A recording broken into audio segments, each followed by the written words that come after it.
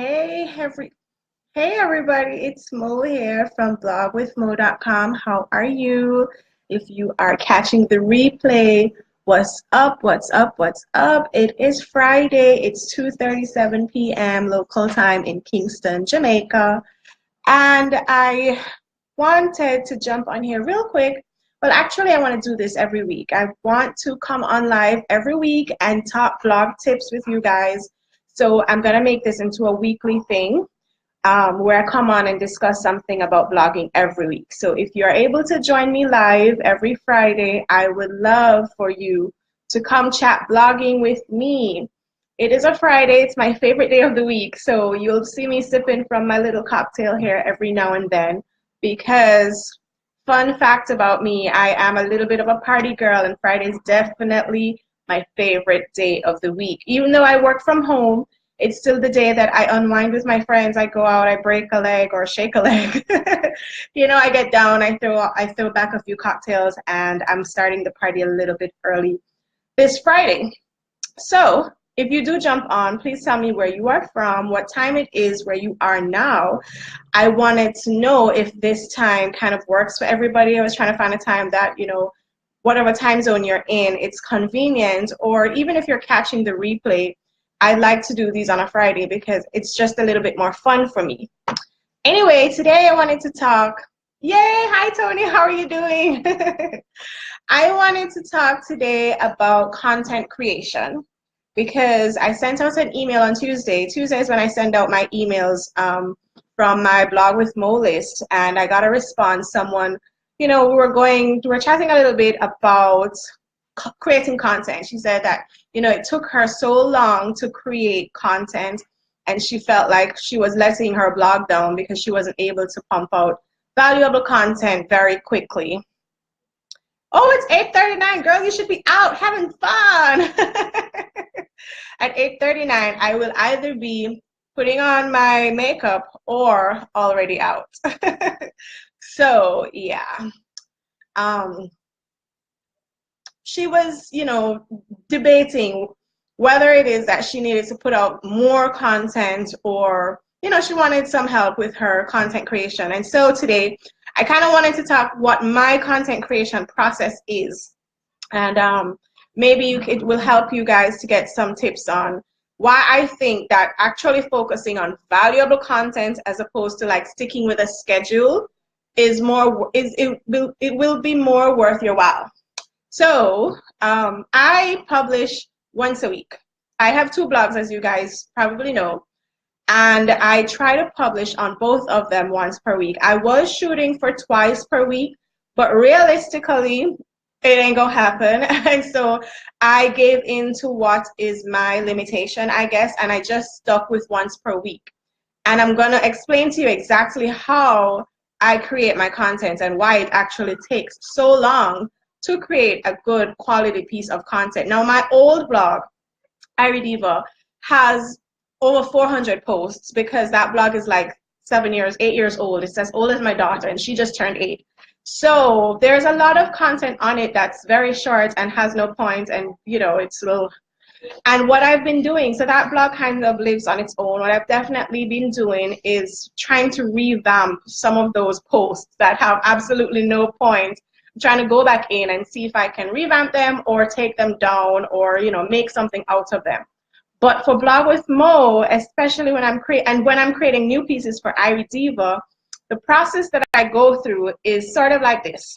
So I might have an idea in my head already, and where I get my ideas from, well, how I validate my ideas is in the Facebook groups that I'm in.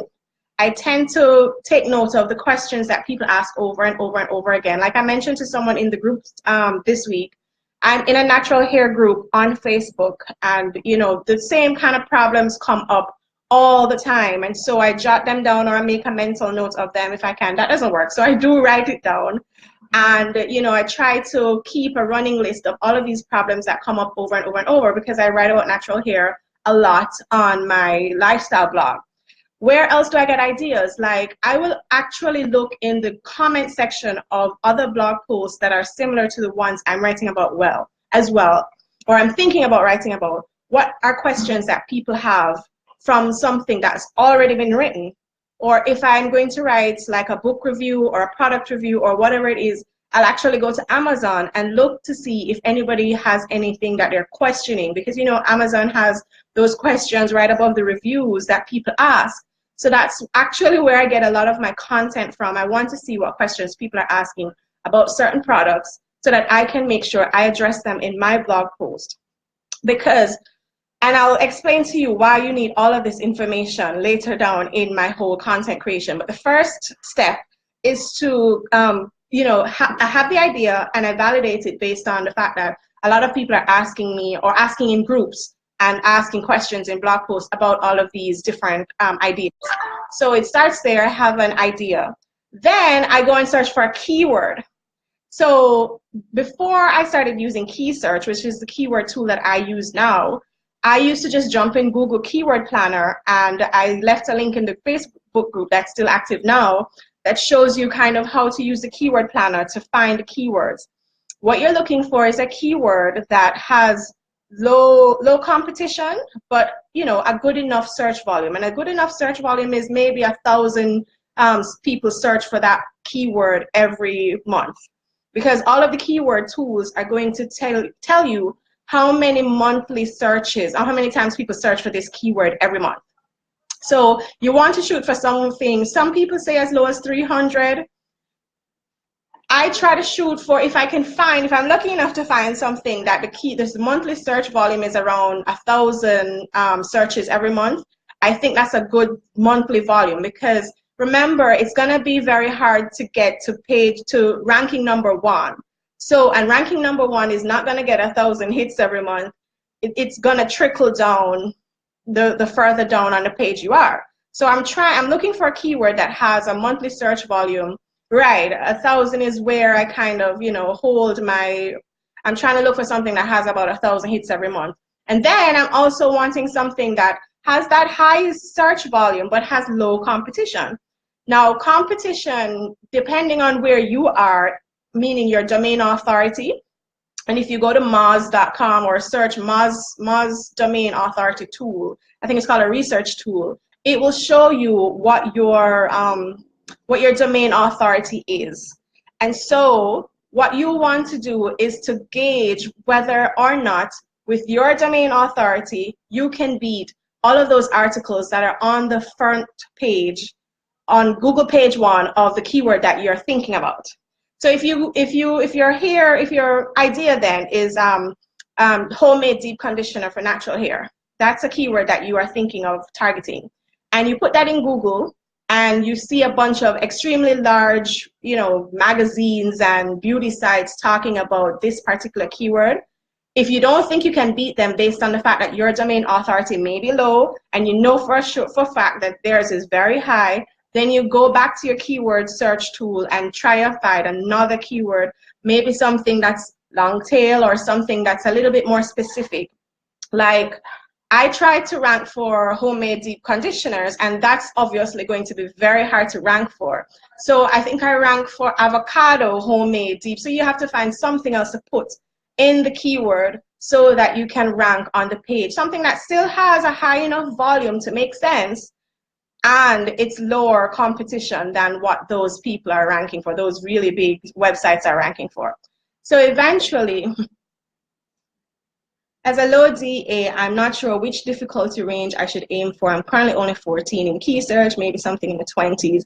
So I get that struggle a lot. So if your DA is super, super low, you can still rank for keywords. It just depends on the quality of the article that you write. So that's where I was going next. So after I find a keyword and I'm like, okay, this one isn't too bad. I might not get to page number 1, but I can get on page 1. So I've selected a keyword. The next thing I'm going to do is I'm going to read the top 10 searches. So everything that's on the first page for my selected keyword, I'm going to read all those 10 articles. So you can see how long it's going to take me to write a quality piece of content. Because after I find a keyword, now I'm going to read through all of those 10.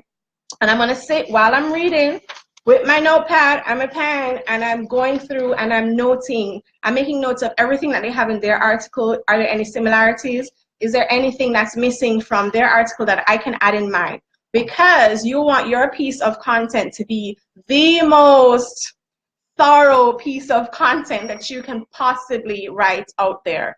And so if your content is super thorough, you stand a chance of landing on page 1 with a low domain authority if your article is better than somebody else. It might not make it to result number 1, but you can get to result number 9 and 8, and then I'll share with you some other techniques that can push you up even further. Because result 9 or 8 is not so hot either, but we'll get there. So you want to take note of what it is that they have in their, what they're using as their title and what they're using as their subheadings. And from the Google search result page, you also want to make sure that you're using the LSIs, the questions that people ask, and all of the search suggestions that Google says that people also search for this, you know, those other keywords at the bottom of the Google search result page. You want to make sure that you're using all of those in your article. So write those down and write down all the things that are in the top articles for your keyword that you've selected, and make sure you're hitting every single point as thoroughly as you can. So my next step is generally create, after I've read everything, then I'm creating my outline and I'm seeing what I need to research, because maybe in my idea, I buck up on something that, okay, I'm going to need to research that because I'm not so sure about it. So then I have to go now and start maybe research, you know, something that I've decided, okay, I need to write about this as well in my article. Maybe I wasn't planning to, but I realized that if I want to get on page 1, I have to write about it. So I'm going to go and find an article, open it up so that I can research it and make sure that some points from what I found are in my article. Then after I've created my outline, done my research, it's finally time to write. So I write, and I'm shooting for at least 1,500 words. I have posts that are 4,000 words, so it doesn't have to be a long post. People ask me all the time, do I really need to hit 1,500 words, 2,000 words, whatever it is? And people say you can go as low as 300 words. The point is, though, that remember, you are creating an article that is as thorough as all of the ones on page 1.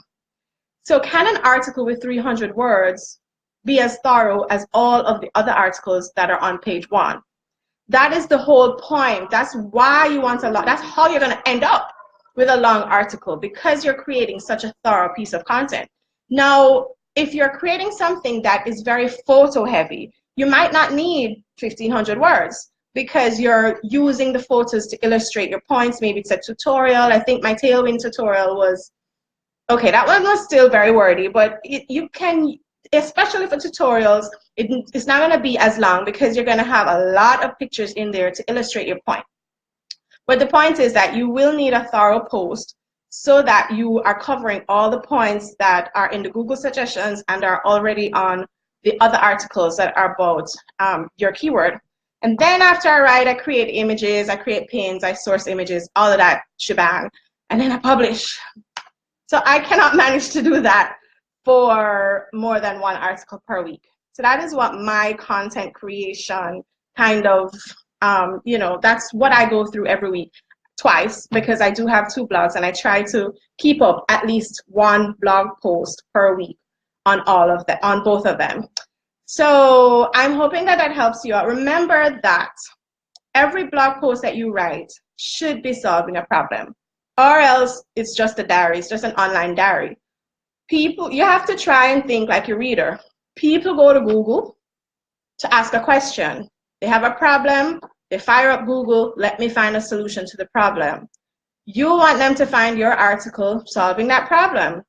Now, whether you're a beauty blogger, if you're a travel blogger, they're looking for things to do they're looking for travel guides, they're looking for places to go with kids, where to stay, where to eat.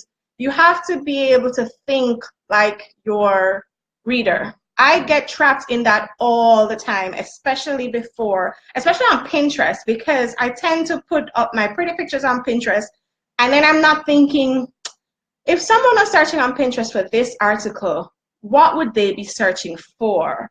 And I get trapped in that all the time. And I have to remember, and that is how I have so many pins for my articles, because I might see something that's similar to the pin that I have, and I'm like, I didn't even think about taking it from that angle. So I go back and, you know, create more pins all the time. So yeah, try and, I mean, if you have a process, it becomes easier. And so this is my process for creating content. So when he says, I'm working on getting this process more streamlined since I'm so new, it takes me even longer, hopefully with time. Yes, it will get easier, I must say. And over time, you find websites that are very similar to yours.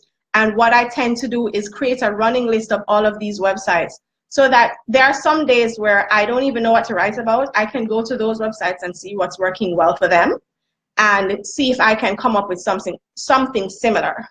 So it's obviously not the same exact post that I'm pushing out, but if it's working for them and their audience is similar to mine, then that means that I can quickly write something that is on the same topic, and maybe get some idea there. So I hope this was helpful for you guys. There are a lot of you that are in the group that is not on my email list, and I try to send out all these tips every week on a Tuesday. So if you would like to be added to my email list, please send me a message and I will get you all added. Or you could just go to the blog, blogwithmo.com. You're welcome. I am going to jump off here and finish my cocktail. I hope everybody has a airy weekend.